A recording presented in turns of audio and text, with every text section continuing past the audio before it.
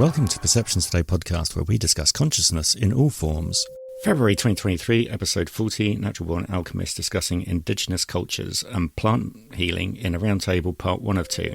Natural Born Alchemist podcast discusses Indigenous cultures, plant medicine, shamanism, consciousness, psychedelics, philosophy, and much more. The flygaric mushroom, but there's little evidence of this, and the Sami people are very secretive and very protective of these traditions, and they will actually, if you talk to them, deny it. And they have even claimed that the last shaman is already dead, died many years ago, and they call their shamans Noids. But I think they're lying, and it's understandable why they would be lying, considering the harassment and the attacks they've had to suffer because of their spiritual beliefs.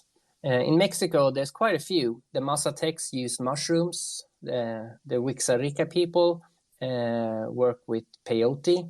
The Yaqui tribe. This is an instance of the conversation coming up in the roundtable discussion. Participants knew it was being recorded. Welcome to Perceptions Today. It's UK date 17th of May 2022, Twitter Space Chat 34. And it's my great pleasure to introduce to you and have a conversation with Natural Born Alchemist, whose host is Alex. He's joining us to discuss Indigenous cultures and also plant medicine as kind of a primer. And Perceptions Today deals in consciousness research in all areas. I am your host, Paul, and your co-host is Ian D.W. Hawkins. And also CentredAwareness, our second co-host, will be joining us within possibly an hour's time. And she's known as Melissa, due to Australian time hours. I'd like to introduce you to Natural Born Alchemist. And it happens to be, tomorrow will be his 8th year anniversary for his podcast, and talking about a range of topics that he enjoys, especially Indigenous cultures, plant medicines, psychedelics, consciousness, philosophy, and many others. So it's a warm welcome to Alex. I thought I'd start with some Mugongo from Gabon. It was fitting. So, thanks for allowing me to do this. I've been following or being a part of the Perceptions Today community for a while. And as was said, my name is Alex, and I'm the host of the Natural Born Alchemist podcast. And I've done 300 episodes or more in these last 8 years. And it's like a bi-monthly podcast. And as was mentioned, it's psychedelic, shamanism, anarchy, alchemy, anything I find interesting.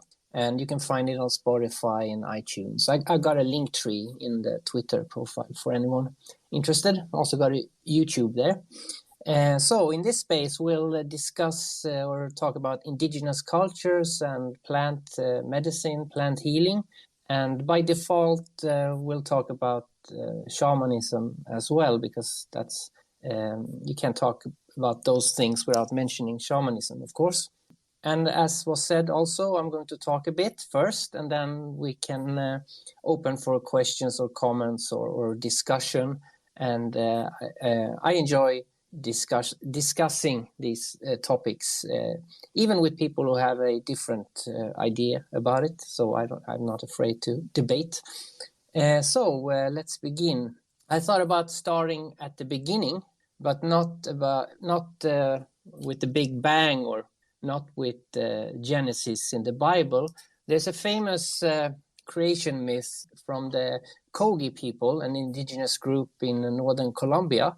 Kogi means jaguar, and the jaguar is at least in the Americas, a common animal or a popular animal amongst indigenous communities in their cosmology. And the reason I bring up this creation myth in the beginning here is because I think it's a good introduction to the topic, and it also contains it sums up the spiritual outlook that I've experienced myself spending time with indigenous communities. So I quote, "In the beginning there was nothing, all was darkness, there was nothing at all, only the mother, she was a Luna, she was pure thought. without form. She began to think. The mother conceived the world in the darkness. She conceived us as ideas, as we think out a house before we begin to make it real. She spun the thread, spinning us all in the story, creating us in thought. And then came the light, and the world was real. So, I like this one because unlike many of the creation myths we have in our Western culture, this one begins with a mother and with imagination, which I like. So in a sense, we're all indigenous to this planet. But when we talk about indigenous cultures, communities, and indigenous peoples, we mean that there is a historical continuity pre-invasion and pre-colonial. So indigenous people consider themselves distinct from other parts of society now prevailing in those territories. So that's the difference. And even if it could be true that we're all descendants of such indigenous communities indirectly or directly, Western, I say Western, I mean like Europe, North America, Australia, or modern life, I guess, we have little in common with traditional indigenous communities. So we've chosen to take another path in history. And eventually, if we're not careful and if we don't support indigenous communities to protect their traditions and their culture, they will all eventually be swallowed up by progress. And often not even being aware that what they gain is worth less in the long run than what they lose. Because I think we have more to learn from indigenous cultures than what they can learn from us, at least when it concerns things that are important. When you lie on your deathbed and you look back on your life, what's important is things like family, community, art, nature, spirit, those kind of things. I always speak from direct experience. It's the only truth I have. And there are like almost 400 million indigenous people around the world in more than 90 countries. And they belong to more than 5,000 different indigenous peoples, and they speak more than 4,000 languages. So, and my experience is with 8 of them. So out of 5,000 different groups, I've experienced 8. So it's the Shipibo from the Peruvian Amazon, the Quechua from the Ecuadorian Amazon, the Fang from Gabon in West Central Africa, the Sami people in the northern parts of Scandinavia and Russia, and the Navajo and Hopi in Arizona, and the Guna in Panama. So from my own research, I can say there are a lot of similarities between all of them, but let's not pretend they're the same. We can call people Europeans, but a Turkish culture is not the same as a Norwegian culture, even if they're both Europeans. They're very different. So please keep this in mind, because I can't speak for all indigenous communities. There's 5,000 at least.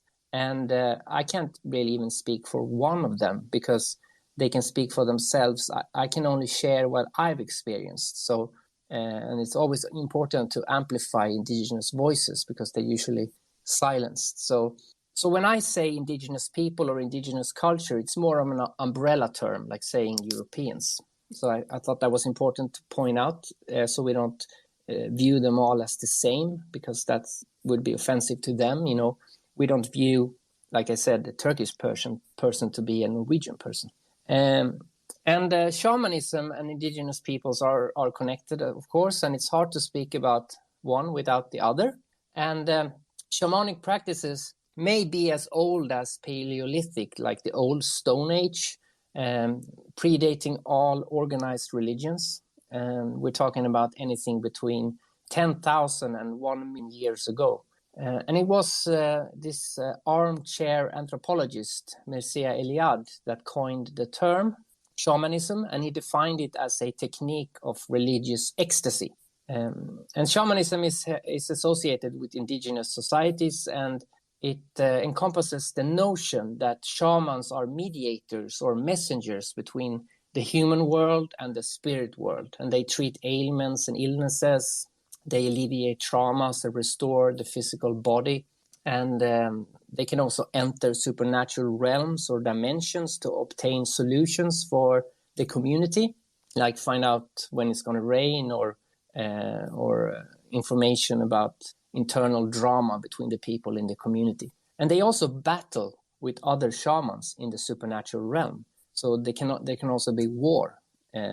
And they do all this using ecstatic dancing, drumming, plant medicines, psychedelics, fasting, and many other techniques. And the term shamanism comes from the Russian word saman, and the root of this word probably means to know, but there's nothing certain about that. And like indigenous, the term shamanism is of course also problematic because it's an umbrella term. It refers to thousands of different cultures and practices around the world, and they can be very, very different. And you can't really call them all shamanism or call every shaman a shaman because they're all different. And I spent time with many different indigenous cultures, but each of them use another term for shaman. So, and this word can usually be translated as healer. And although the West influences everybody so much, or because the West influences everybody so much, even the indigenous people have started calling themselves shaman if they're a shaman. But that's not really the term they use. So, for instance, the Vooght calls the shaman an Nganga. The Shipibo can call it a curandera. The Sami people call it a Noid. So everyone else calls these people shamans. So that's also a bit incorrect. But it's hard to have a discussion about this being so detailed if you don't know the specific terms. So we'll use the term shaman to make it easy. But I think it's good if everybody is aware of this. Perhaps a better term for shaman would be medicine man. But half the shamans I've met have been women. So maybe medicine women. But also shamanism might not necessarily always be involved with medicine. So that term is not correct either. So we don't call all religions Christianity. So that's kind of the same thing. Personally, I think they're alchemists, but that's another topic for another time. I study shamanism and shamanic techniques and paths, but I don't claim to be a shaman because I'm not. And I don't think anybody can call themselves a shaman unless, and this is my view, unless they've grown up in indigenous culture or at least studied under indigenous shaman for many years. And if you've done that, you would also know you're not a shaman because you would be a Noid, a curandero, an Nganga, or whatever word your teacher calls the shaman. So that's another point I want to make here in the beginning. There is a great debate if real shamanism is with or without psychedelic plants. And one view is that shamans that use psychedelic plants have fallen into debauchery, and those that do not use it are pure and traditional. Another view is that real shamanism uses psychedelic plants, and those that do not have lost their way. And I ascribe to this latter view. Ayahuasca is probably the most famous psychedelic plant medicine used by indigenous people in the Amazon. It's become very popular. And ayahuasquera or curandero, as they call themselves, they do not only work with ayahuasca. Ayahuasca is only one of many teacher plants, but ayahuasca is usually the one people know about. But when you talk to these shamans, you find out that it's only one of many, and it's not even the major one. So within the Shipibo, there's the master plant, the one that's above ayahuasca, is called Ayuma, and it's the most powerful of all the plant teachers. Because a shaman, at least in the Shipibo tradition, they diet these different plants, and they all have different effects. And so to diet a little teacher,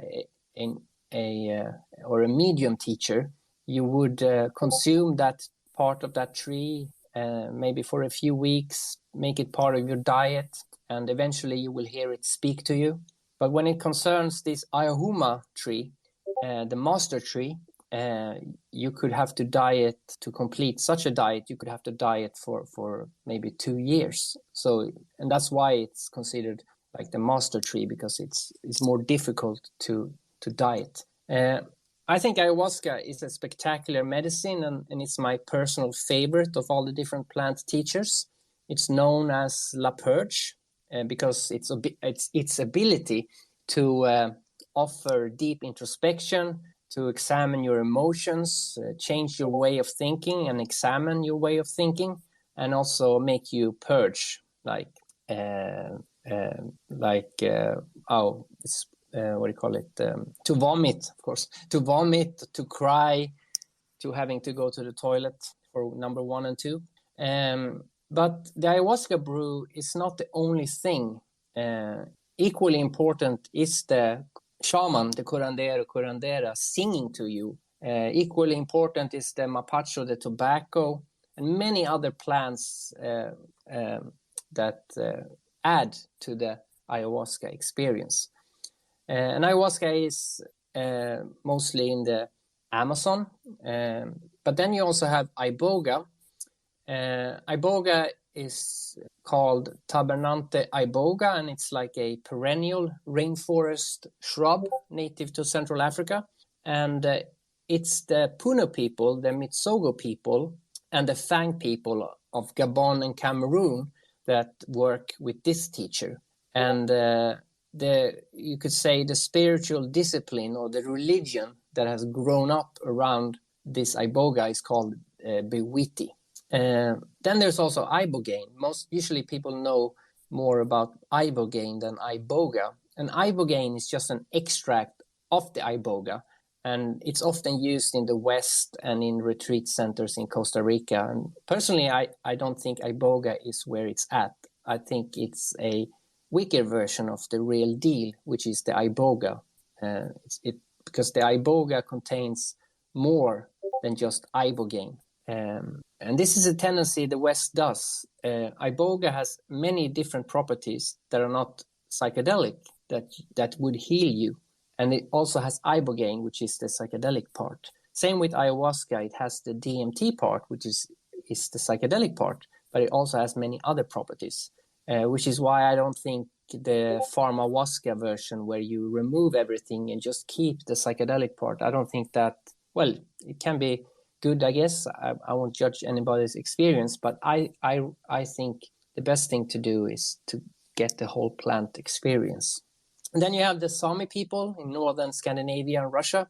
They work with the Amanita muscaria, the fly agaric mushroom, but there's little evidence of this. And the Sami people are very secretive and very protective of these traditions, and they will actually, if you talk to them, deny it. And they have even claimed that the last shaman is already dead, died many years ago, and they call their shamans noids.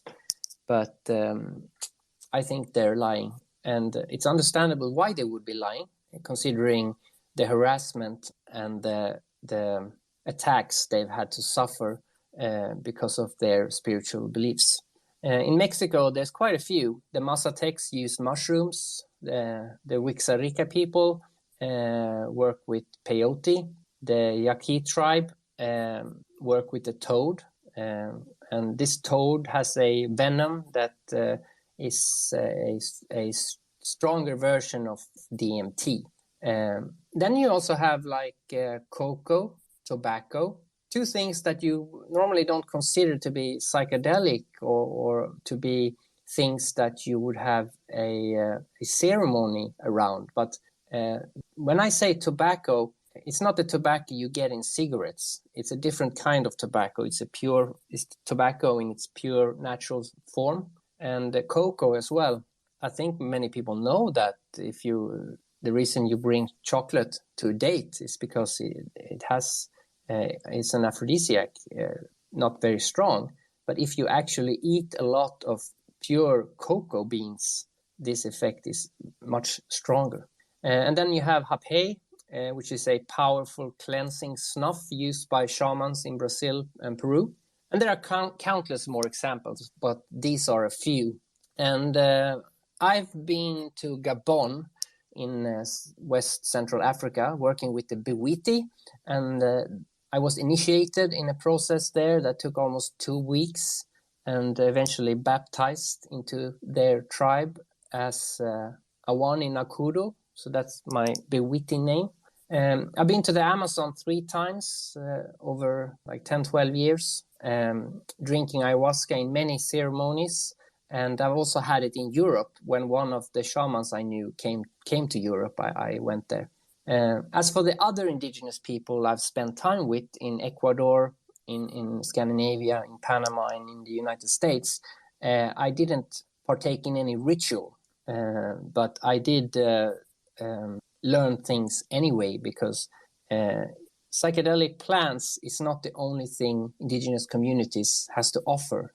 Often is the only thing Westerners talk about, but there's a lot of other things that they can offer. The topic is huge. As you might get, I can't condense what either shamanism or indigenous people are, or what their culture is, because there are so many branches on that tree. But I have seen magic happen in front of my eyes, and I don't mean I had some psychedelic substance in me that caused me to see this magic. I've seen things sober, as they say. One thing that sometimes annoys me is the prevalence of Westerners calling themselves shamanism or appropriating these terms. Because to me, a true shaman lives in nature. They don't visit nature. A true shaman knows the name and properties of thousands of plants. I've met people I met this older woman, shaman, a curandera, and she knew 4,000 plants in her head, and what each of those plants could be used for. And a true shaman not only meditates, but actually travels interdimensionally, converses with the trees and the plants. There's even in the Amazon something called a Maraya, which is a master shaman that can travel great distances and visit other shamans in other parts of the Amazon. And a true shaman, they battle and fight other shamans, because there is a dark side as well. And when a shaman is in a ceremony, what could you call it? When they're in the other side, not in this reality, but dark shamans use that opportunity to attack. And I've seen such battle take place. And a true shaman is all this and more. And I never seen these traits when I've encountered a so-called white self-professed shaman in the US or Europe. But that's my opinion. I'm almost done with this little intro. Before I end, I want to talk a bit about the situation for indigenous people currently, because I think that's important. And they're only like 6%, sometimes 7% of the human race. But indigenous people, they live in 80% of our biodiversity, meaning that if we would grant indigenous people the power to own our planet's biodiversity, all climate issues would be solved in an instant, because indigenous people are at the front line of protecting our planet. And there are multinational corporations, banking institutions, governments that are heavily invested in making a lot of money from these areas with high biodiversity. And the only ones standing in their way are indigenous people. And the indigenous people have become stronger in the last 20, 30 years, because thanks to the internet, they can reach out more. But before then, and they still are, every year, indigenous people are murdered and they are harassed. And these governments and corporations do anything they can to try and get the indigenous people to get out of the way, because they live on land that is very valuable. For instance, in the Amazon, there's a lot of oil. And I even know there's a very powerful female medicine woman or a curandera that I've sat in ceremony with. She was murdered by the Shell Corporation. There's no proof, of course, but everybody knows it was them. So this is a very important issue, I think. And another issue that's important is vampires. And when Western culture came across indigenous communities, and I'm going to paraphrase now from anthropologist Jeremy Narby, but he says it in such a good way. First, they took the gold, then they took people, slaves, and then they took rubber, and now they take oil, and finally they take knowledge and the teacher plants. So, they steal ayahuasca from the Amazon, they steal iboga from Gabon. They've stolen so much iboga from Gabon to make tourist retreats with ibogaine in Costa Rica that the iboga plant is an endangered species.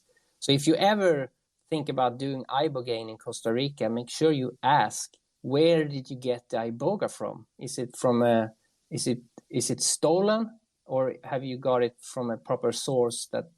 Because iboga is very difficult to grow, and so it's endangered.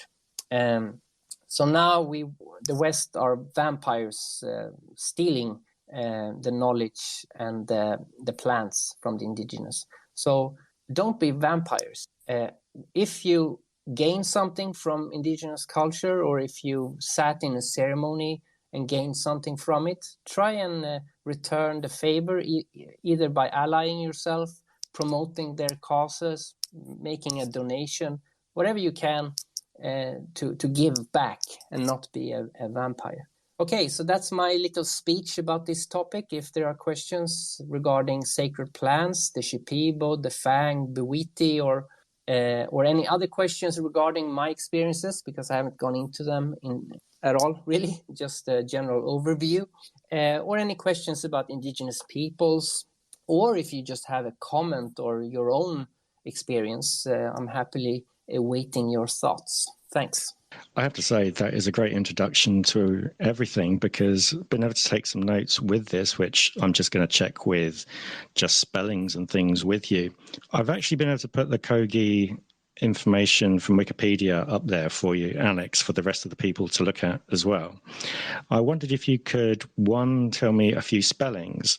So, Uma, how are you spelling that, as in above ayahuasca? Well, Auma, I actually invented my own spelling, because the person Okay. The person who told me about the Auma tree can't read or write, but I think it's Ayhuma.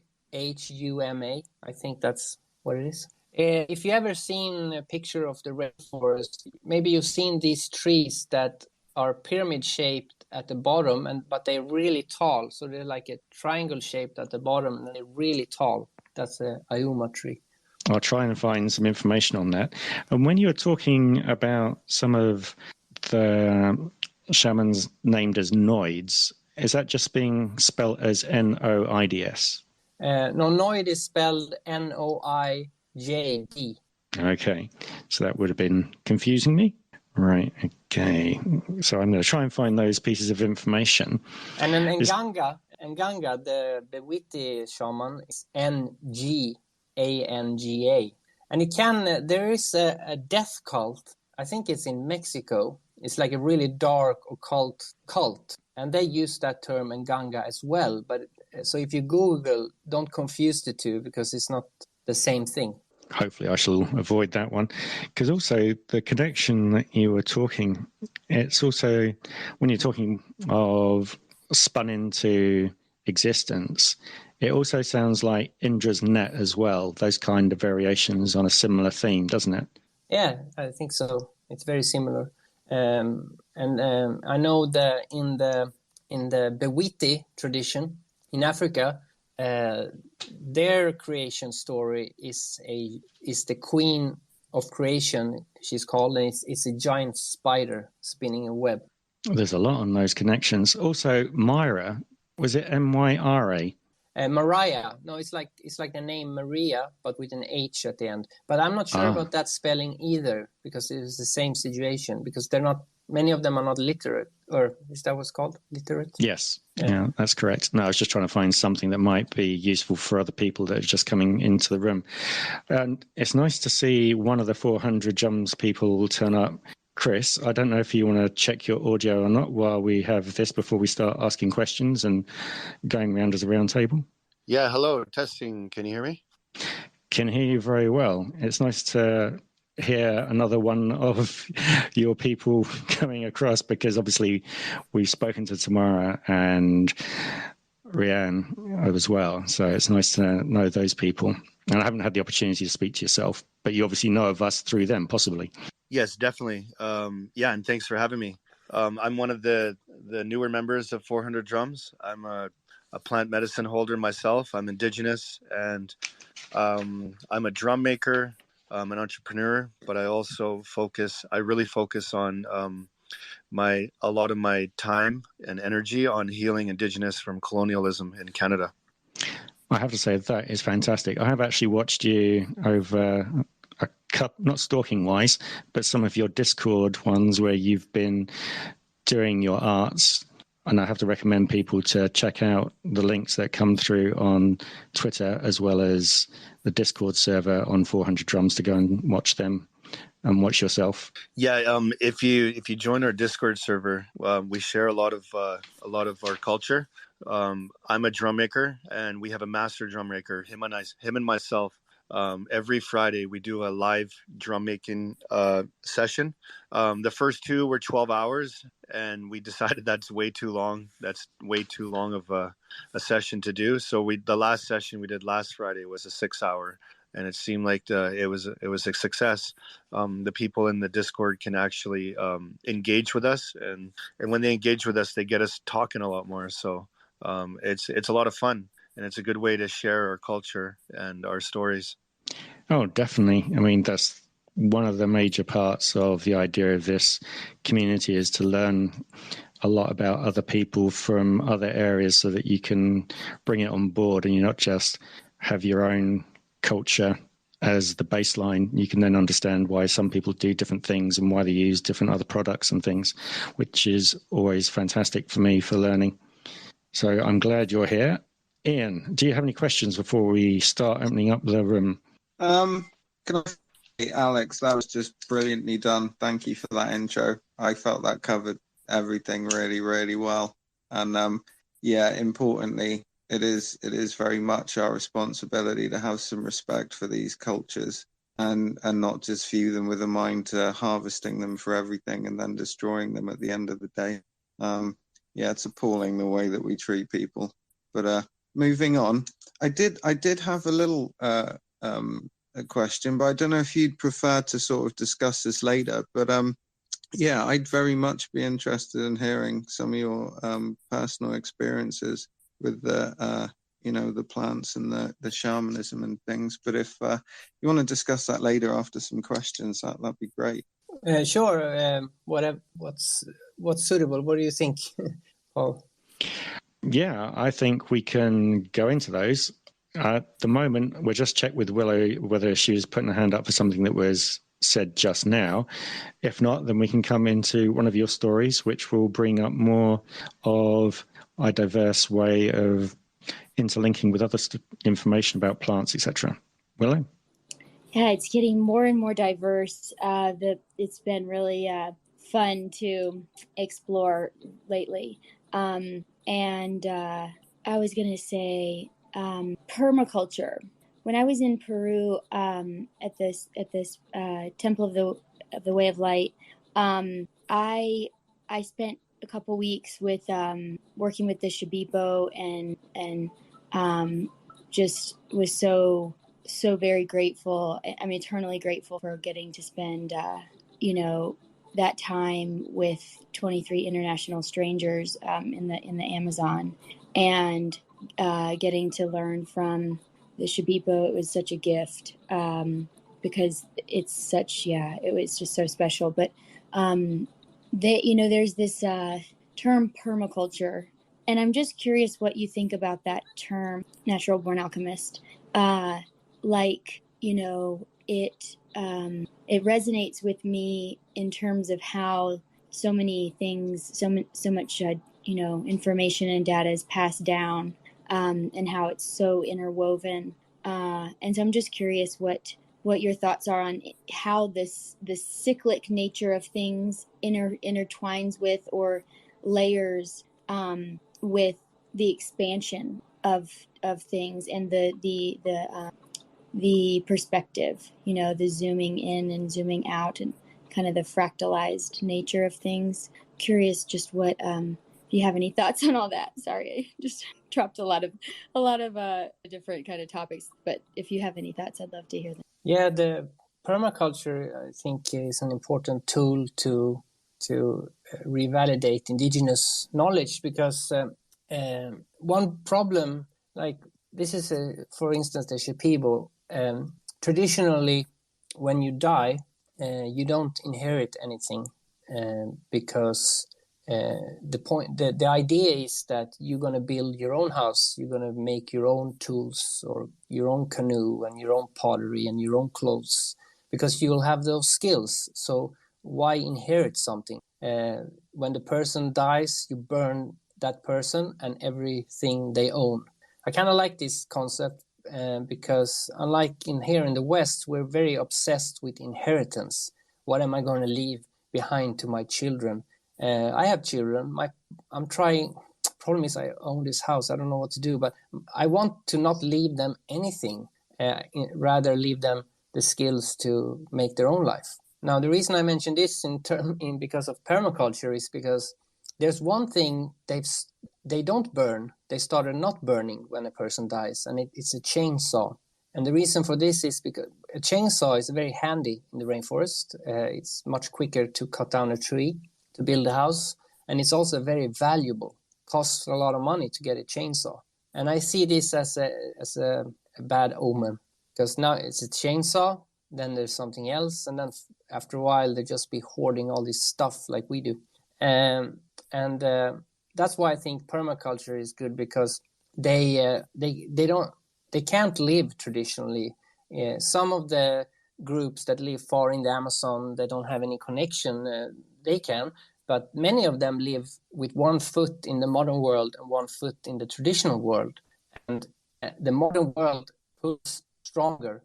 So permaculture and introducing or aiding indigenous communities to work with permaculture makes it stronger to pull back in the traditional direction. And of course, an indigenous person can choose. I mean, nobody's going to force an indigenous person if they want to live a modern life, they can. But often, what at least in the studies I've read is that often indigenous people might abandon their traditional culture around the time they're 18, 20, and then return when they're older, often realizing that it was better where they came from.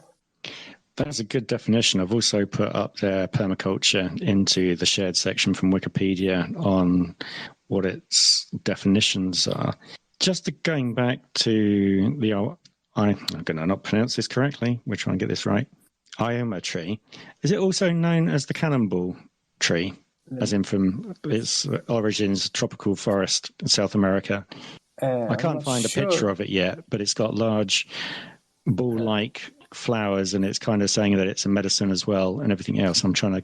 Well, actually, I found, I Googled here, I found a link. I haven't, I'll send you it. I haven't read this page, but it's the correct tree. So I don't know if the information... Okay, that works well. It's, there's a ginkgo biloba tree that, when you take ginkgo biloba extract, it actually helps with memory, and it's a prehistoric tree. And so it's been, on one of the oldest trees on the planet. And it's just interesting to me that it, when you take it, when it gifts us with its essence, we actually, it helps improve our memory. And my parents planted a ginkgo tree out front of our house when I was born. So I always like to return to the wisdom of the trees whenever I'm feeling lost, for sure. Definitely. It's good on the oxygenation as well. I have to say that, Alex, that is the same tree, so we're doing well. We've got 2 different pages with the same thing. I'm just going to post those up into the shared section. I can also mention, when talking about trees, that there's a tree called, I did an episode on this also, it's called the Neue Rau, which is a bioluminescent tree. It's an enlightened tree. And I remember when I did ayahuasca for the first time, when I came back to Europe, and it was right when Avatar came out. So when I watched that film, I was like, whoa, that's exactly where I came from, right a week before. So I thought that was a nice synchronicity. And then I actually discovered that James Cameron, who made Avatar, he made a documentary for an NGO that works to help indigenous communities. So Avatar is actually a fictionalized version of this documentary James Cameron did. And the blue people are the indigenous.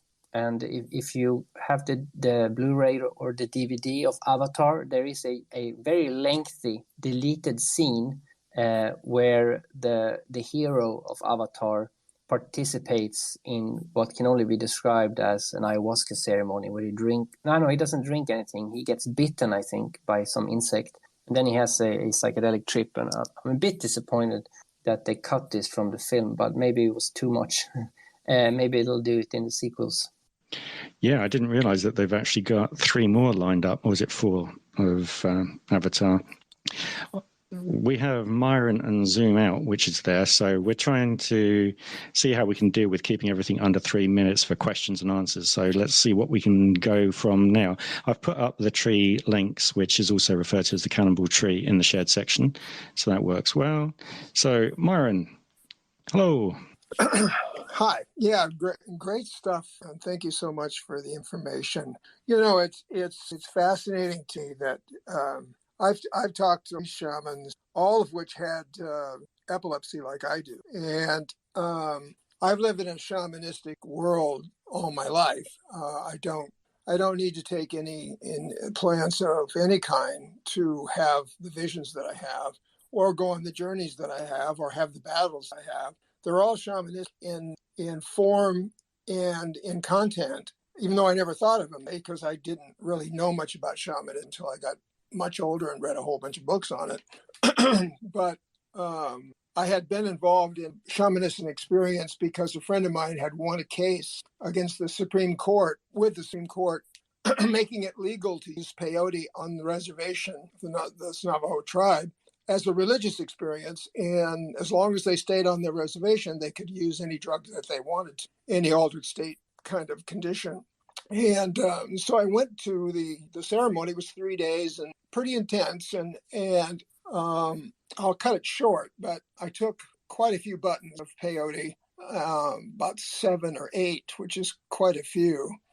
But I didn't see anything on peyote that I don't see anyway. And when I talked to the shaman about it, he said, "Oh, well, then the shaman." And I told him that since the very beginning of my experiences, one of the first things that happened to me was that my body was completely destroyed in a vision and then reconstructed by a shamanistic experience. And that was the new birth, or what they call the second birth of my consciousness.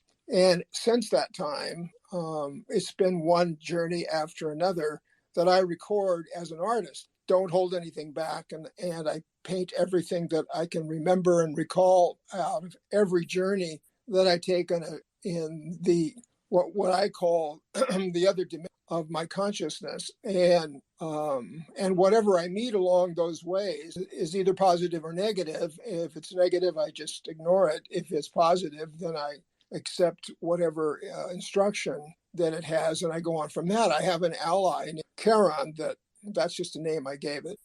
Since I was 4 years old, I've had an avatar that I work with and experience all these things with. In fact, she is a guide. It's a she, he, or an it. But most of the time, lately, it's been a she for the last 20 years. Anyway, she guides me where I need to go. She has fought with me with great battles. they're all psychic, of course, and they're all in other dimensions. And but they all have a function, and they all have a reason to exist. In other words, if Charon comes to me and says, "All right, today is the day we're going to have this battle, and it's important, and we have to go and we have to win it," we do that, and what losing it means is not always voucher. Sometimes it's a soul battle for soul. Sometimes it's a battle for longevity. Sometimes it's a control mechanism for negative shamanistic experiences, which I abhor and I stay away from. They're very tempting. They're very powerful. And I've spent an enormous amount of time in positive journeys that have opened my mind to just innumerable worlds that just never seem to end. I think the most important, I'll close with this because I have a tendency to talk too long. I think that the shamans that I talked to, some of them were epileptic, and I was in a coma when I was 4 years old, and when I came out of the coma, I was in an altered state, and I've been in an altered state ever since. And my spirit guide was with me in that recovery room and has been with me ever since. And the very fact that shamanism in my life has replaced the religion that I was born into, Christianity. I was going to be a minister, as a matter of fact, a music minister in my church, and I gave that up in order to follow my soul and take the road that I needed to take in order to find my wholeness. And it's certainly been a shamanistic experience right from the time of my body being destroyed and being put back together by a shamanistic method, and right down to present day, to this present hour. So I'm so happy that people are actually taking this seriously enough to want the indigenous people safe from the kinds of horrible things that can happen to them because of money and like you said, tearing down the forests and all the rest of it destroys the natural world. I mean, I talk to trees, I touch them, I love them, I touch the natural world. Almost all my vision come from the natural world, either rocks or sky or moon or sun or grass or trees or fire or water. That's what they start out at, and then they morph into whatever they're going to show me. And then I take that journey with them. But so I really praise your work, and that the very, very fact that you are involved in this gives me hope that these people will not be wiped out and that their culture won't be destroyed, and that they will be able to function as they always have functioned in alternate universes. So I thank you for that, and I thank you for listening to my little parable here. But I must tell you that without my shamanic life, I would not be here to talk to you. So it's not only given me a great life, it's saved my life as well. And I have never regretted one day of the shamanistic experiences that I've had, even though they have cost me a lot. But they've also given me so much more than they've cost me that there's just no way that I would ever give it up. And it's funny that you're called the natural born alchemist, because I kind of thought of myself as an alchemist for a long, long, long time. After reading all of Jung's accounts of alchemy and how it's a personal, individual process for wholeness, as you know. And so anyway, I just wanted to thank you for coming on the program and making these very controversial statements and keeping alive the whole idea of these indigenous peoples on how important they are. And as the West is collapsing, which is what's happening, it needs a new kind of power that maybe is very, very, very, very, very old, I think, to bring it back to consciousness from the deep hole that it has gotten itself into with all these organized religions that have just controlled and decimated the consciousness of humanity. So congratulations for your your insight and work and the risks that you have taken. And I praise you deeply, and I thank you for this little opportunity to speak. I wondered if Alex was going to say anything then. I was leaving it again. Not really. It was thank you for the nice words. So I've also taken now the tribe that can get, not tribe, I've put the NGNGA, yeah? Alex, how do you pronounce that one? Nganga, it was the correct wiki, I think. Yeah, it was. I've made sure it wasn't the one that was being destructive to people. It's healing. So I've put that up there, as well as the documentary that you were mentioning called A Lunar Ecological Warning from the Kogi people. So that's now up in the shared section as well. And I like to add that sometimes people say, oh, that's a great film, that's a great documentary, you should watch it. But with this A Lunar documentary, you should really watch it. It's really good. So it's extra good. Superb. Nice to see you. You've changed your name again, Shaman Southford. Right. I know you're Night Watch. I know you as all other bits and pieces in between. Gets confusing when people change their icons every week. Right. Zoom, how are you doing? Good evening. Thanks. Wow, they've got so many. Where do I start? I guess on the film name dropping front, has anybody seen Embrace the Serpent? And Natural was wondering what you thought of it. I didn't really read up on it after. I get the general idea. Didn't really decrypt the ending as such. Yeah, I think it's a great film. And it documents this guy called Dr. Richard Evans Schultes, I think his name was. He was the person he went to the Amazon. I can't remember when, but it was like maybe almost 80 years ago or something like that. I don't know what year, but a long time ago. He went to the Amazon and discovered ayahuasca. He brought it back. That he discovered it, the information, which led to William Burroughs, the author, going down there because he wanted to try every drug there is. He wrote about it in the Yai letters. Ayahuasca can also be called Yai or Yage. And it was this book that Dennis and Terence McKenna read, and that's why they went down there. And they were the ones who eventually popularized it, and that's the reason Westerners go to the Amazon, I think. But this Embrace the Serpent is about the original guy who went there and discovered it.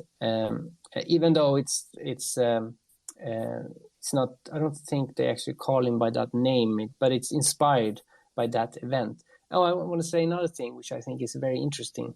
Ayahuasca, it was about 30 years ago or 40 years ago, it started to become known in the West. And in the last 20 years, become known a lot. And most people that go to the Amazon and experience ayahuasca, they usually become more environmentally aware afterwards. And I know a lot of people who now work, and myself included, work in jobs that tries to protect biodiversity from multinational corporations. And my view is that because ayahuasca and these plants are intelligent, it's a very clever move that it made. So it basically injected itself into Western culture as a way to say, like, can you help out? Definitely. It's very much an impressive way of being a bacteria that reproduces to make sure it continues and other people get to know about it.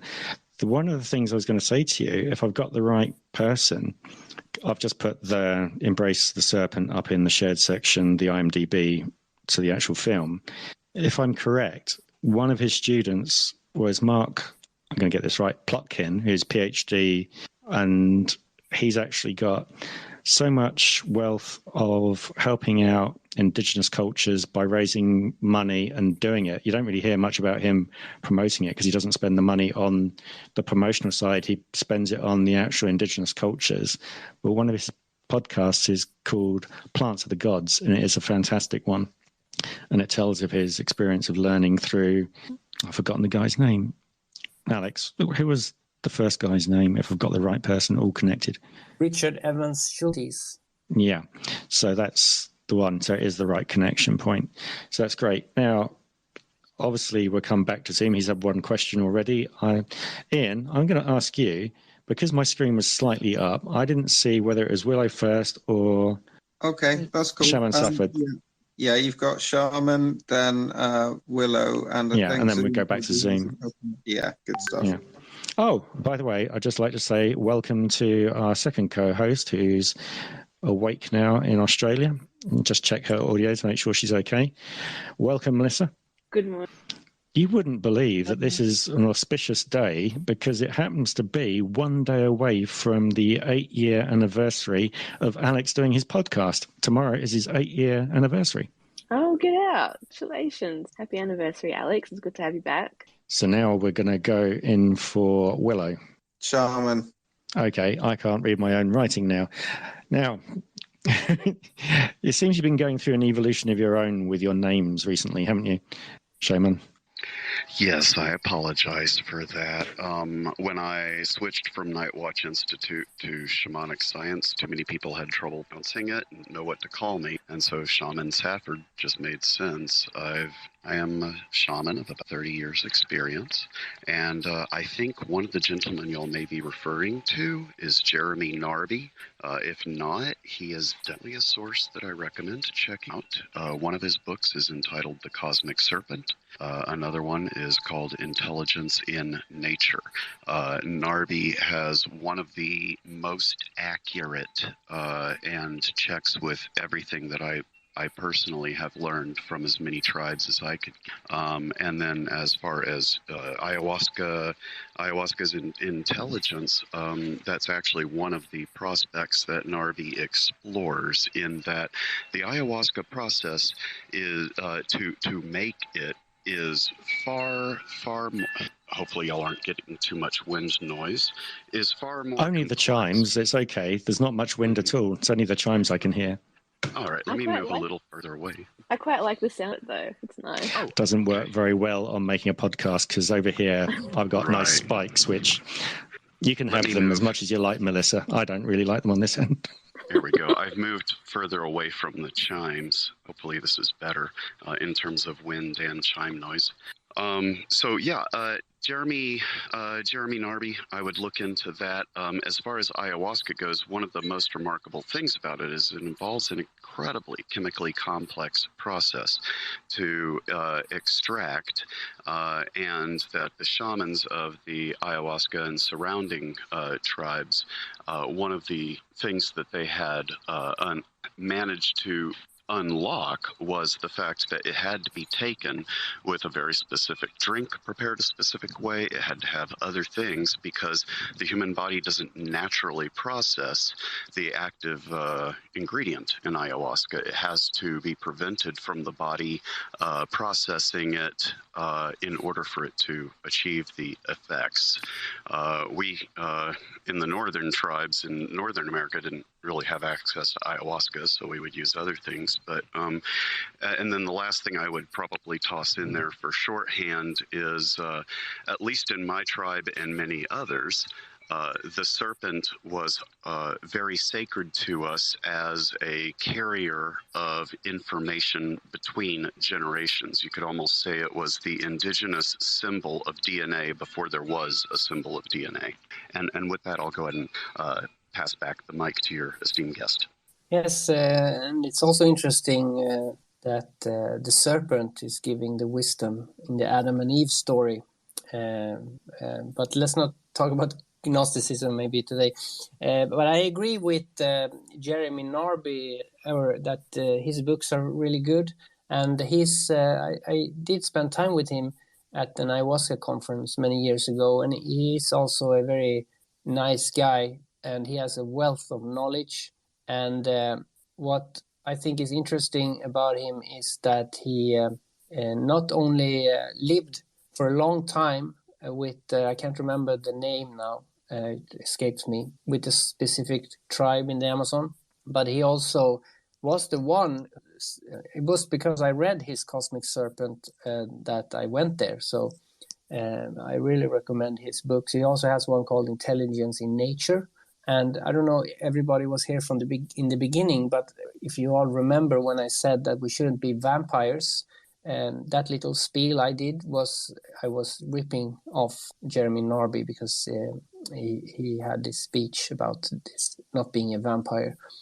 Because when he lived with this tribe that I can't remember the name of, he learned that they called white people vampires, and he tried to figure out why. This was the reason, because they kept sucking out the things that they could offer, Oh, definitely. I would recommend always going to YouTube and bringing up some of his discussions or podcasts. If you just type in Jeremy Narby and podcast, and you'll get lots of great information from these resources.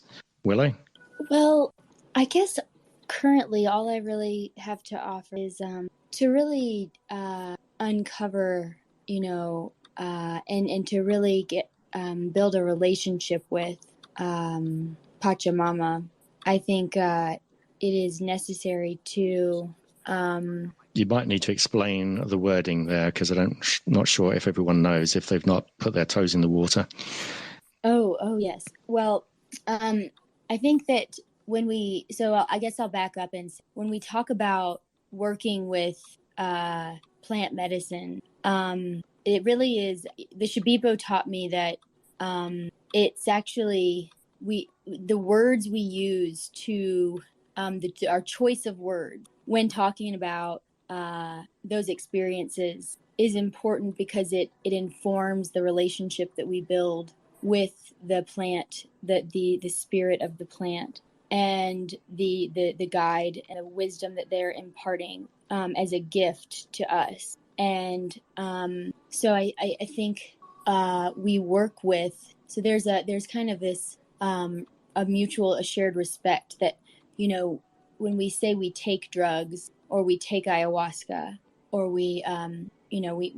I took mushrooms, those are words of extraction and non-reciprocity, and those are, hierarchical structures that are stratified. Those words fall into those, that energetic resonance. That's the type that they are. So I think it's just I was taught, and I'm really grateful for the lesson, because it's been coming back around a lot more recently for me, the remembering of this and the realizations regarding how the word is passed, and the importance of passing it with passing the word, passing words from one person to another and from one time to another with the highest regard for sanctity and integrity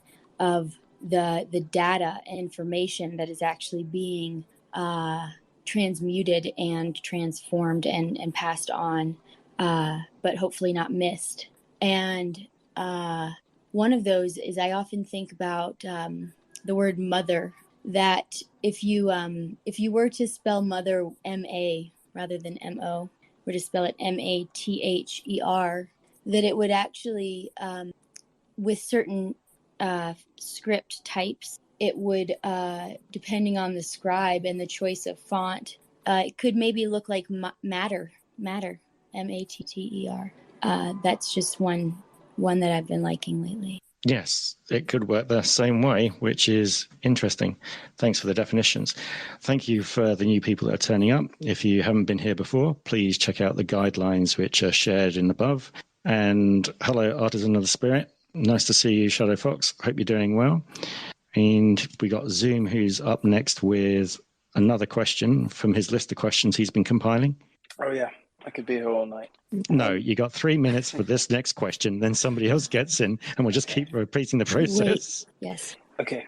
How do I word this? I was wondering what your personal, perhaps the shamanic community itself, sees in this apparent push to alter genetics, not only in humans, but in plants. The thing that comes to mind initially is the marijuana industry and how that's been boosted to such an extreme, and it obviously offers solution and help to people, but how is the spirit affected by the manipulation? Well, in a sense, like carrots are not originally orange, so plants have always been manipulated. But when we talk about psychedelics and manipulation, I think it's a bit worse because, and I used to be an ally with the organization MAPS. I'm not anymore because I don't like a few of the things they're doing, and I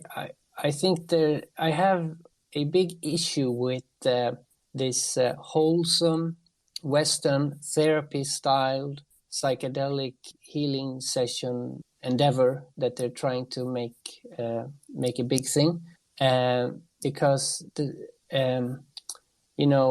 I think it should be done in nature with the right set and setting, not on a couch in a white room with some guy with a clipboard.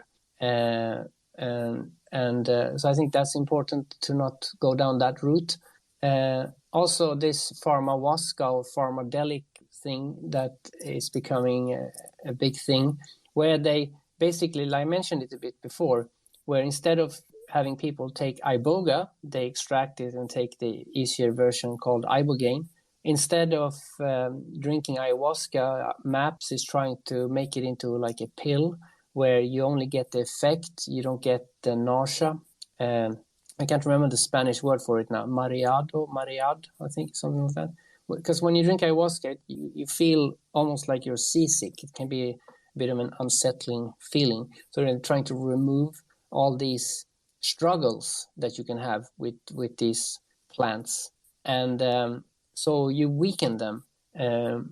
Good example with ayahuasca is that there are tribes that only drink ayahuasca.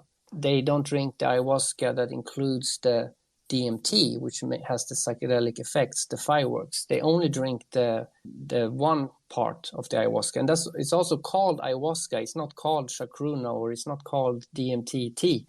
It's called ayahuasca. The DMT is just an added, like, for a bit of fireworks. It's not the essence of the drink.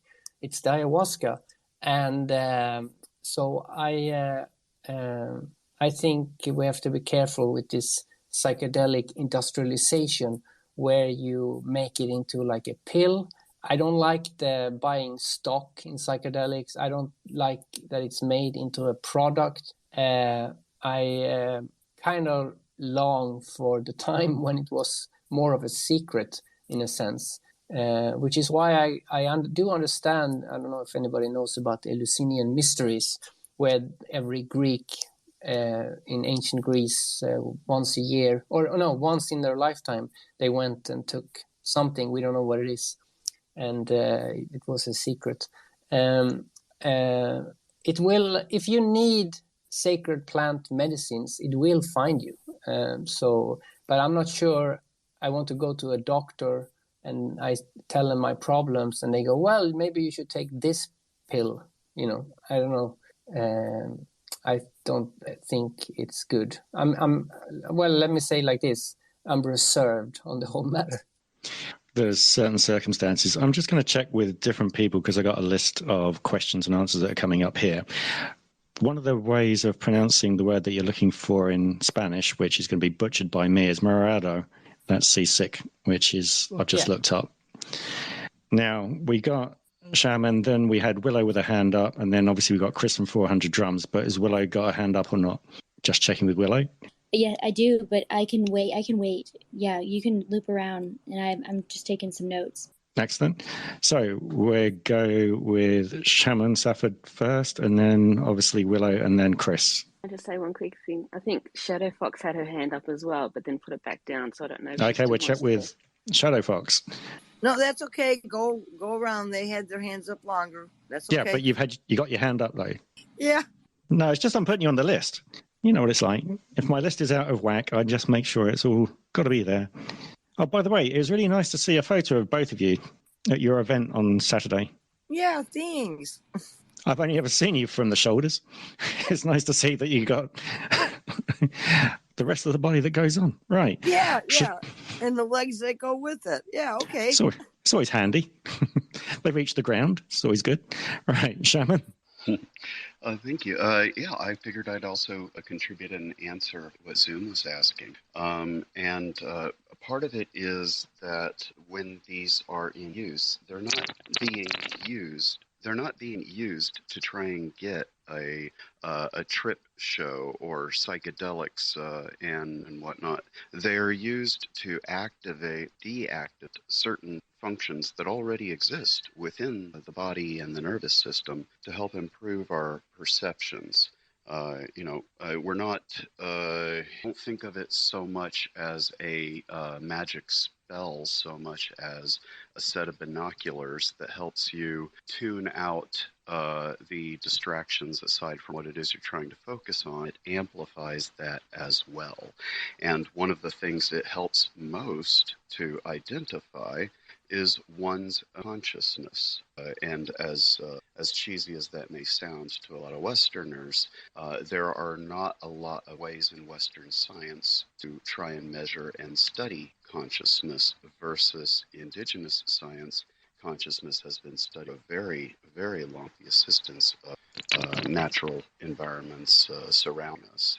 Then I suppose lastly is this also touches a critical problem that Narby and others have raised, is that these processes that might result in a drug and a pill are part of a very much larger experience and way of living, as well as medicine and collaboration and cooperations that are not replicated through these systems as well. And these are the intellectual property of the tribes. And that's also why a lot of these tribes are very reluctant to share their knowledge nowadays, in the same way that Lockheed Martin or Boeing would be hesitant to just divulge all their technical secrets about aircraft and so forth. So I hope that helps to explain some of the hesitation on the part of shamans and the larger issues in getting more than just a pill whole experience. And with that, I'll pass the mic.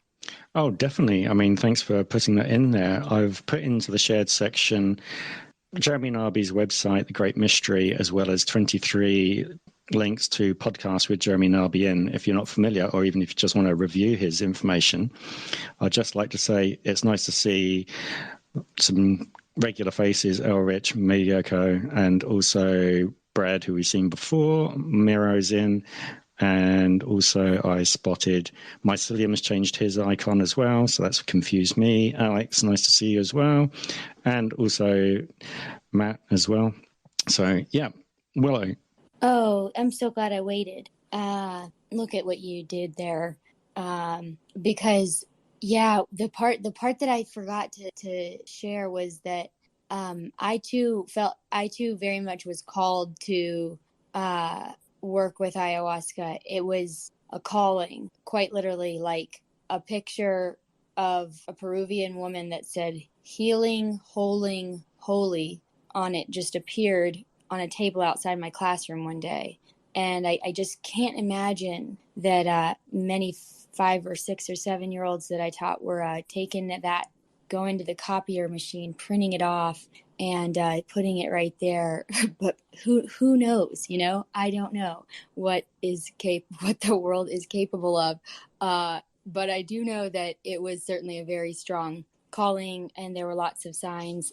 And I was nervous. I almost didn't go. And I was really, I spent hours filling out this application, because it was done with the place I went was, it was very thorough in the preparation. And I think that that's actually, to Natural Born Alchemist's point, that's really important.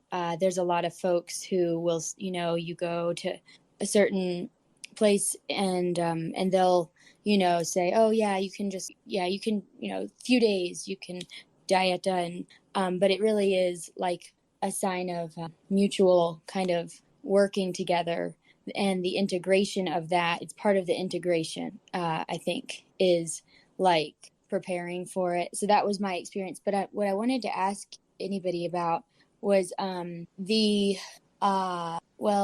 let me just hold on. So there is a, I'm looking in a book that I have that I'll share with you. I was going to say, if you want to hold your question, because I want to get through these other questions so that we got space for that question to be answered. Yeah. Because otherwise we could get too far from where the other people wanted to bring in their information from. So Chris from 400 Drums. Hey, I don't really have a question, but a statement or something I wanted to touch on that Natural started to touch up on is in Canada, cannabis was legalized, and that turned out to be quite a disaster. It's all about the language, and it's all about the legalities behind legalization versus decriminalization.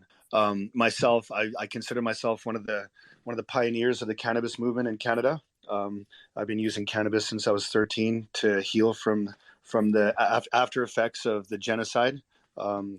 Indigenous in Canada have not been treated well by the colonial governments. So people like me and my family and a lot of other Indigenous in Canada, we've been stripped from our parents and put into foster homes or into residential schools. And that happened to myself when I was 6 years old. So needless to say, I've been using cannabis and psychedelics since I was about age of 13 on to heal from the after effects of the genocide. And what Canada did was they legalized cannabis. So that put the whole industry in the hands of the elites. Basically, the descendants of colonizers, people with millions of dollars, can only get a permit to sell cannabis now. So it's taken the whole industry, and from under our feet, we've basically been rugged and put in the hands of the elites. Now, with that being said, I think all of us around the world that are psychedelic enthusiasts need to be mindful of the legal language. So Canada is like ground zero of a disaster that's happened. So with that being said, I hope everyone's a little bit more mindful on the difference between legalization and decriminalization.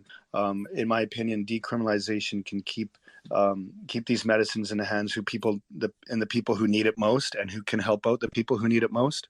It's the psychedelics movements the psychedelic movement has happened very rapidly, and we don't want it to look like the gentrification of cannabis. We gotta fight against the gentrification of psychedelics, and how you do that is try to educate your peers on the difference between legalization and decriminalization. No, that's all valid information, and I'm looking forward to having more conversations with yourself as well. And I'm going to bring this back to Natural Born Alchemist before we get to the other questions, because he would like to expand on some of the things he's already heard, and then we can get through to, obviously, Shadow Fox, then Melissa, and then Krista. No, hang on. So it'd be Krista, then Shadow Fox, then Melissa, and then back to Willow's question. So, Alex. It was, yeah. It was Krista, myself, and Shadow. That's the one. But so she had a hand up at one stage. You said it was up. All right, it all gets very confusing on this end with a pencil. Continue, Alex. Yes, well, thanks, 400 Drums. Very good. I agree with what you said. And gentrification is, I always use the term wholesome, but I think gentrification is better. I've used the wrong word. But yeah, that's a very good point. I also like to thank Shaman Safford, because he actually answered the question Zoom Out asked, because I derailed. But I would like to bring it back. We're talking about DNA and all that stuff. My view of the ayahuasca, and I've actually seen this on ayahuasca.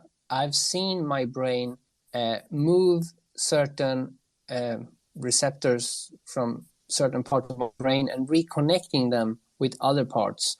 So an easy way to explain it, I guess, would be like, when your laptop is getting a bit just doing weird things, you reboot it, and that's, I think, what it does. It resets your brain or your mind, so you can start over. And that has been my experience with working with both iboga and ayahuasca. It resets your brain into the correct way it should be. That's all. Oh, definitely. There's other, obviously, medical procedures for people who are in severe pain. There's also this thing where they put you into a ketamine coma, which basically tries to reboot the system to make sure that the nerve impulses that are sending out pain are reset, so that the pain gates out of the three actually do close down and restart again. So the way that you're describing this and everybody else, it kind of falls in line, even though we could be using different terminology. It all makes sense. Doesn't it, Alex? Yes, I agree. I didn't know it was a question. Oh, no, it wasn't a question. I was just looking for agreement while I looked at my list, and then I went, Krista next. It was a kind of delaying tactic to know where I was going. Krista? Hey, I'll just tail in a little bit of what 400 Drums and Alex was talking about, connecting these herbs of consciousness to, monetary motivation. I think that it's important to honor the plant itself, especially when you're using a plant to get to a higher consciousness. You are moving away from your physical body into your spiritual body. And to tie that up and tangle it with a financial anchor, especially if it's not a part of your tradition, a part of your own, when you were talking about vampires or extraction, I mean, if you start to tangle up that spiritual journey with a monetary anchor, I think that it's just disingenuous to the plant itself. I mean, you can have spiritual experiences with lots of different plants that aren't particular to consciousness, but when you start to introduce money motivator for people, especially outside of a traditional culture that uses that, indigenous wild plant for consciousness, journeying, that's a big mouthful, but I just wanted to echo that. I think we have to be very careful about, yes, not pushing legalization, because it's just going to unfold into people that are only motivated by money, then taking over control of something that is really trying to bring us outside of the physical reality into your more spiritual body. I just wanted to echo that. So thanks. No, that is all valid and really just fits in with everything else which is being talked about. And it's nice to see you, Krista. And hopefully you had a very good birthday. I did, yes. It's still kind of going. Oh, excellent. Happy birthday. I don't know whether you're going to continue that or not, because I was going to join in if we all do a happy birthday to her later. But Melissa, it's up to you next. No, I have a very bad sing. Well, no, you had your hand up. You don't have to sing a question. Alex would be quite happy not to have it sung to him. Well, my question is to Alex. To ask if you could think back the very first time you decided that you were going to try ayahuasca, because lately I've been to trying ayahuasca for this time, and I think it has a lot to do with it was back 5-6 years ago now, when I was meditating. I saw a Native American chief, and he was speaking to me, but I couldn't actually hear what he was saying in this meditation. And then years later, I went to a spirit mind body festival, and there was an artist there, and she was drawing spirit guides, and she said, you have a few come through, who would you like me to draw? And I said, can you draw me my main guide, who's the strongest one? And she drew a Native American, and pardon me. And then just recently I went, I think it was late last year or early this year, I can't remember now, but I went to a psychic medium, and she said that someone was coming through, and she said it smelled like cigar smoke, and she described this Native American Indian chief to a T, to the way I saw him in my meditation. So to me, I truly believe that main guide, and I feel as if my influence to try ayahuasca coming from him for whatever reason. So I have been thinking a lot about ayahuasca, and so I wanted to ask, for someone who's never tried this before, if you could think back to the very, very first time that you ever tried it, what was your preparation? How did you prepare yourself spiritually? And what can one possibly, what could one prepare to experience when they try it, when they take it? Yes, and thanks for the question. I just quickly say something what Shadowfosk said, just add to it before I answer. When I was in Gabon... Hang on, Shadow Fox hasn't said anything yet, so I'm not sure which person you were referring to. The one that was speaking about, the one before, wasn't That's that? Krista. Oh, it's sorry, Krista. I'm sorry. That's okay. That's why I'm here, to keep an eye on what goes on. What you said, anyway. In Gabon, during the Iboga ceremony, before, the first thing they do, which I had to do, was that they dress you up in certain ceremonial garb, and they take you out into the rainforest to a specific place, and you do a little ceremony there. You don't take any iboga, but you take one spoon, but it doesn't have any real effect. But you have a ceremony there asking permission to take the iboga. So I just wanted to add that. It adds to what she was saying. And when it comes to the question when I decided to do ayahuasca, basically I was on a lifelong journey trying to find the Holy Grail. And I went to the Amazon the first time more as a scientist or as a researcher. And when I stumbled upon this ayahuasca in my research, I instantly knew I had to try it and investigate what it was. And of course, I had no idea what, I read it was a healing plant and that, but I didn't need to be healed, so that wasn't where I was going. But I did find out when I took the ayahuasca that I indeed needed to be healed. I just wasn't aware of it. So I didn't go the first time. It wasn't spiritual for me. It was spiritual, but it wasn't really why I was going. It was more like I was an anthropologist or something like that. But I did prepare, and I did read what you should do and all that stuff. But I can say that before I went the second time, my preparations and all that was way more intense, because now I knew what I was dealing with. Because I actually did find the Holy Grail, so I did achieve my life goal in a sense. But but I know what you mean when you ask the question, and I think what you should do is that if it calls you, you should answer. I've gone to the Amazon 3 times, and it's been many years in between those times, and I only go when it calls me. And right now I'm on my longest stretch of time not having gone there, and it still hasn't called me. But when it does, I'll have to go, and it might never call again. And it might sound weird, I can't really explain it. And your story about seeing this teacher or calling you, I fully believe, because I exactly know what you're talking about. Can sound weird if you haven't experienced it, but and this is why also, to go back to what we talked about before about ayahuasca in a pill is not the same, because I remember one time before I went to the Amazon, the very moment I bought my airplane ticket, because I always buy the airplane ticket as soon as possible because it's cheaper, and so there was like 3-4 months before I actually had to go to the Amazon. But the moment I bought my airplane ticket, the ceremony began, and so the preparation begins at that moment you decide to go. So for you, if you're thinking about it, it's already started. And I really suggest, I know they say you have to do this ayahuasca diet and follow a certain procedure. And I've noticed in the last 10 years that the length of time they suggest gets lower and lower, because they know Westerners don't have the patience and they want customers, and especially the retreat centers, if you go to one of them.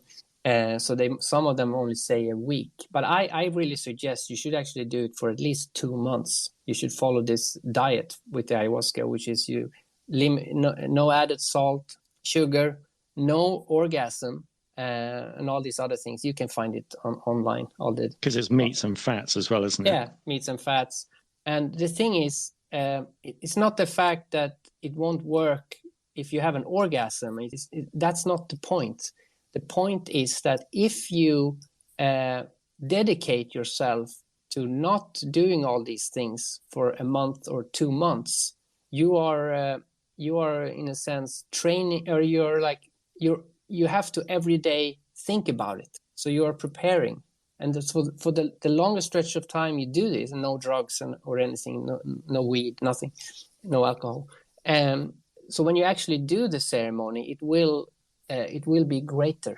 And also after, when you come home, you should keep that diet going for at least a month or longer, or forever. I know some people who keep doing it forever, but that's voluntary. But you should definitely not, like after a week when you come home, just start drinking and smoking weed and having sex with lots of people. Then you can actually be a disaster. That's my recommendation. So it's like the fasting then, because a lot of the ancients before contributing into any spiritual ceremonies, they used to fast. It's kind of like a fast, and also in Gabon, they have an interesting preparation thing where they actually pour. It's kind of like pouring lemon juice into your eyes to make your eyes wider. They do this for days before. It kind of hurts, but to make your eyes being able to see even more. So all the different cultures have different techniques, but the ayahuasca diet, if you find it online, it's very effective, I think, and I don't think people follow it enough. They should do it for as hardcore as they possibly can. Yeah, it's definitely the way to, because it's not something you go into lightly with all the bits and pieces. You do need the preparation. You don't need to have a quick in through a revolving door and then back out again. To experience these things, it needs to be time to be integrated afterwards as well. Should we go on to Shadow Fox? Sorry, Melissa. I just wanted to say thank you. Have you got control over your hand? Yes, you have got control over your hand. Right. Okay, Shadow Fox. Hi, Lee Two Hawks is sitting here with me also. Hello, Lee. Hello.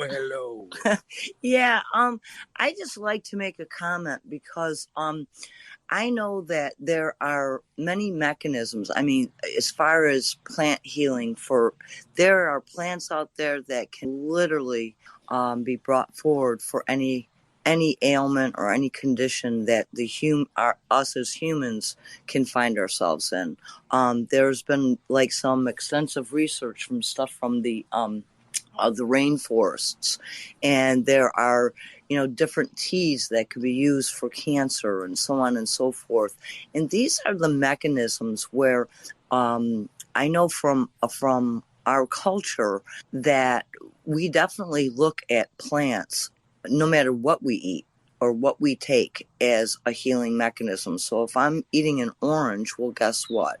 That is a part of nature, and so it is honored. That when we step into ceremony, I think that, as far as fasting, recognizing what's going into the body, so on and so forth, this is the indigenous medicine that I think, I can't say that it's been lost because we have it, but it's not as well known. And it's like, if you're going in and doing this for ceremony and then taking ayahuasca or anything else to kind of find yourself, I guess, would be maybe a good point to make. I wish, I honor you people for it. This is something that my guides have restrained me from. Now, I can't say when I was a teen, young adult, I did have my party fun, but I've never been called to do so. My guides have always told me that if there's something that you would like to see or open up and we're going to show you. And so it isn't like that authentic aspect. And this is why it's like I have not had the opportunity to do so. It's just I listen to my guides and they show me what has to be seen. But I know Lee Two Hawks had a quick mention here. Yeah, I do have a quick mention, if I may, please. I think. Yeah, sure. It's okay. It's just you haven't got two hands to go up on this icon, so I'm making sure. Anyhow, I think we should recall that the major plant of this earth that can truly heal us all is the brain. And that is the plant that more we nourish it, the greater it comes forth. The more we plant the seed of generosity and beauty and perfection, the more that grows. That is the major plant to me, and all else are weeds. Now, let me say this, if I may, very quickly. I spent 4 years, 2 weeks, a year at a Sundance. In that Sundance, for 4 days, we hung by tethers, some of us, and others just danced without food or water for 4 days. And we were seeking that revelation. We were seeking that message from what they call the Thunderbird. We were seeking that explanation of who we are as people, who we are as gods even. And that was fantastic, and that was beautiful. So yes, to me, the primary plant of any of this, ayahuasca, LSD, any. Yes, I read Timothy Leary. DMT. DMT also, yes. The primary thing we have to evolve, the plant that we have to evolve into, is the brain. Definitely wise words there. I'm going to just do a quick public service announcement. We've got over 10 people in here, and I've been asked by a few people by direct messages if they can actually get a question in. So if we've got people that want to go down into listening, then that will help us out, put in more people with questions. And obviously, Melissa, you disappeared, but we got you back, which is good. And does your audio work? Yes, it does. So I know that after, obviously, we've had your question, Shadow Fox, we've got Willow with her question, which she's been formulating since we've done that. And as we're trying to keep to like a 3-minute or less so we can get through, because we've got Fred, Shaman, and then Myron and Meyer. So that'd be good if we can keep to under 3 minutes each one. Willow's dropped down as a listener, though. She was there. Oh, she's gone back to connecting now. Okay. Ian, did you sabotage her? No, dude, she's actually still down the speaker with her hand up on my phone here. Let me just quickly refresh my screen to see if it gives me anything different. Where did she go? Yeah, she's okay, gone so she'll come back. So Fred, please come up. Fred, you've gone down to... How did you get down there? Meanwhile, Fred won't know anything for 10 seconds until he picks up the invite. Fred, can you hear me? Fred, where are you? Did you not pick it up? It's just going to be me constantly asking people, are you there? Right. I am here. No, not you yet. You'll get ahead of the game. Otherwise, I'm trying to... Right. So, Fred, if you can't pick up this next one, I will keep you in a list, but we'll go on to the next person. He's a driver, isn't he? It might be that he's just on the road. It might be. Okay. So we'll come on to Shaman Safford, and then we'll go back to Fred if I can. So we'll keep within that bound as we've got these loads of questions coming, which is great. Go ahead. Melissa next. What? Okay. What do you mean, Melissa next? She already had her question. She's had one today. Then it was Shadow Fox. Then it was Willow. Then it was Fred. And then it was Shaman. I had another question as well. Yeah, only one question per person. You've not got a co-host symbol at the moment. You can't... I can't have privilege apart from myself in here on this one, taking it all over. All right. We'll quickly be back to you, Melissa. Don't worry, because it seems that we're having technical difficulties. Right. Shaman Safford? Yeah, I'll keep it very quick. One of the things that might be able to look into as far as with orgasm that was mentioned earlier for ayahuasca and other ceremonies, one of the cultures that does explore this idea is Hinduism, Jainism, where the energy is referred to as prana, and it stores over time so that it can release wind for whatever ceremony energy. And then the other thing I just wanted to touch on was with regards to Shadow Fox. Indeed, that the locality of plants and the culture surround is going to play very heavily into effect. So in some cases, you'd be tobacco instead, or incense, or meditation, or beer, so forth. Fish glands. It's not some ayahuasca's the rock star. It is not by which someone can tap into their consciousness. With that, I'm going to go ahead and drop the mic and bow out as a speaker as well. My kids, thank you so much for having me. Oh, thank you for the content very much with all those bits and pieces of information, which are going to fit in nicely. Myron, you're up. I don't feel up, but I'll take it anyway. What was I going to say? I think I was going to say a couple of things on the ceremony that I did do, and that was it was a 3-day preparation for the peyote, and the first day was fasting, sitting in a sweat lodge, actually getting almost everything out of your system that you could get out of your system, for the simple reason that most of the stuff was going to be thrown up anyway. So that was the first day, and then there were ceremonies that night, and the shaman actually touched everybody and made contact with my spirit guide, actually, with Charon. And I think that's the only person I've ever met, talked to, or experienced that had ever touched Charon, or Charon had actually come out and talked to the shaman, or she talked to the shaman. Anyway, the second day we took the peyote, and the immediate power of it wasn't evident, and then all of a sudden it began to fold and open for a lot of people. For me, my mind was already open, so there wasn't really much that occurred except for getting sort of sick to my stomach and stuff. But I kind of overdid the amount of buttons that I took. But I wanted to make sure that this particular experience would really be advantageous. And remember, this is the 1960s, and everybody was running around taking drugs, taking hallucinogenics, psychedelics. I mean, it was the biggest thing that happened to the 60s. This is the 1960s we're talking about. And so everybody was kind of doing it. And a lot of people suffered a lot by doing it prematurely or in the wrong environment or with the wrong attitude just to get stoned or high. And that's not what it's about at all. I think you're either called to do this or you're not called. In fact, that's a scripture, called or not called. And in my case, I think I was called to do this just to see if it would have any difference or make any difference in my experiences without using any kind of psychedelics of any kind. And like I said before, it really didn't have it didn't change my vision at all. It didn't add anything or subtract anything. If anything, it kind of gave me a little bit of confidence in pursuing my openness to my spirit guides, as Shadow Fox was talking about. She follows her guides, and I certainly follow Charon wherever Charon tells me to go is where I go. And if that's the underworld, we go in the underworld. If it's the overworld, we go in the overworld.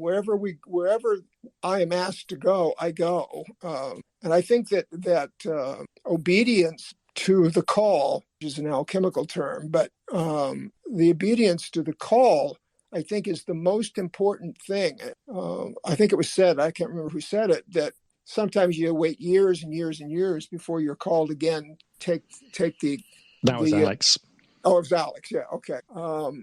Before you take the whatever particular substance it is, that substance is calling you. Yeah, I couldn't agree more with that. But in my case, I never, ever, ever, ever manipulate anything that's going to take place. I wait for my spirit guides to take me to where I'm going to go, and I go there. And I never, ever hesitate or fear where I'm going to go. And I just do what I'm told to do or what I'm requested to do. Because I think obedience to your own inner being is probably the most wonderful thing that you could do if you have a spirit guide. And even if that spirit guide's in the plants, it doesn't make any difference whether it's in the plants or out of the plants, as long as it's authentic and positive. If it's negative, then you need to stay away from it. They're just as dangerous in the negative realm as they are in the positive. In fact, more dangerous, because sometimes the negative stuff is really powerful. And we have, as a species, for some reason, have a tendency to be drawn towards negative energy. And I think there's a lot of reason for that, and the scriptures are loaded with it. But in my case, I have a tendency to be drawn to nature and to all of its aspects, and they're almost all positive. I've had a lot of dark stuff, of course, but I just wanted, and then to finish off the 3-day meditation and the taking of peyote, the last day was just recovery, as they call it. And that's for all of the laymen that were there, including. And the recovery was just slowly put some substance back into your body. And of course, we had one more ceremony with steam and inside a tent and fire. And then the moon, it was a full moon that night. So we did a moon ceremony for the close of the event that was put up by these Native Americans. And I guess all in all, I could say that even though the peyote didn't do anything and didn't open anything that wasn't already open because of my epilepsy, that has already got my brain. I don't have to open it any further. But the good news is that the ceremony was very positive, and everybody that was there was about 20 of it. I think there was 20, because it's 1967 or 8, something like that. I don't even remember. And all I remember is the positiveness of the whole experience. You know, a lot of people got sick and a lot of people weren't expecting the result that they got.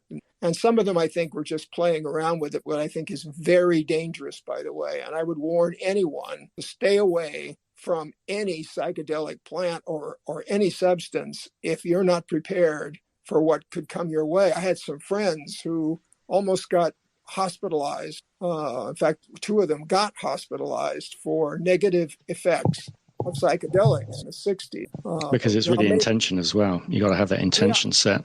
I think their intention was wrong. I think they were taking it for the wrong reason, but it really messed up their heads really bad. And I don't know that they ever really totally recovered from it, but I haven't seen some of them in quite a few years, and some of them have passed away since those days. But I guess finally, the moon ceremony was particularly wonderful for me, because the moon is a very powerful symbol in my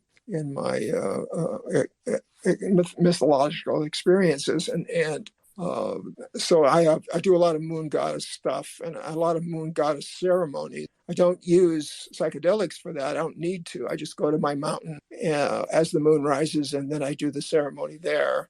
And I use fire and water and various things, but I don't use psychedelics, don't need them. What I need is to be open to all the energies that surround me in these rocky areas, and I climbed this mountain, and it's remarkable experience, and I've never regretted the fact that I have seizures and epilepsy, because it opened my brain in a way that most people don't have that avenue. They need psychedelics to get to those particular places. I don't need them for that, thank God, or the goddess, actually, in my case. And so anyway, I just wanted to say that was procedure of the ceremony that the shamans put up for us, and it was very effective. I mean, for a lot of people, they were opened, and they met their spirit guides for the first time. Now, of course, I met mine when I was 4, but they had met theirs that night in the 1960s, and they had never met them, before. And since then, a few of them I still have contact with, still see those spirit guides from time to time. Now, I see mine all the time, but they see theirs from time to time. And I just wanted to add that positive aspect, that once you open yourself to your spirit guides, they're there, and they won't leave you or desert you once you've opened yourself to them. Charon's been with me for 74 years and has never ever abandoned me for anything I've done, or anything stupid thing I've done as a human being. But it's certainly been the most powerful aspect of my life, is this inner being that I am connected to. And I must say that even though my peyote, I took some ayahuasca as well back in the 60s. I'll finish with this. And the ayahuasca plant being, there was a being that had come out of the experience, and my spirit guide blocked it. Now, I don't know why, but I don't always get all the answers to all these questions, because my ego can only handle so much, and some of it's transpersonal and it's way above my head. And but whatever this being was that came out of the ayahuasca experience was blocked by Charon, and I think it was for my best interest that this dualism did not occur. And I felt very sick on ayahuasca, but I didn't get anything. I got a lot of fear out of the ayahuasca experience, but I also got some interesting imagery. But Charon kept telling me to ignore the imagery, even though I kept a record of it. So I don't go back into my journal from the 1960s and look at that image or those images that I recorded during the ayahuasca experiment. It was just negative all the way. So I think that some plants call you and some don't. And I think ayahuasca, in my case, did not call me, only on the negative side of things. I know that there's a positive and a negative to all of these, and it has a lot to do with the person. In my case, I am connected to my own spirit guides and Charon in particular, but there are 12 other spirit guides that are part of my experience, just like Shadow Fox was talking about. And those are the ones that are most important. So that's it. To help our research and understanding, leave Perceptions Today's podcast reviews, subscribe to the podcast, along with the other social media accounts, and share. Come and join our live events. That way we can get together and have thoughtful discussions along with advancing our understanding of concepts as we go along.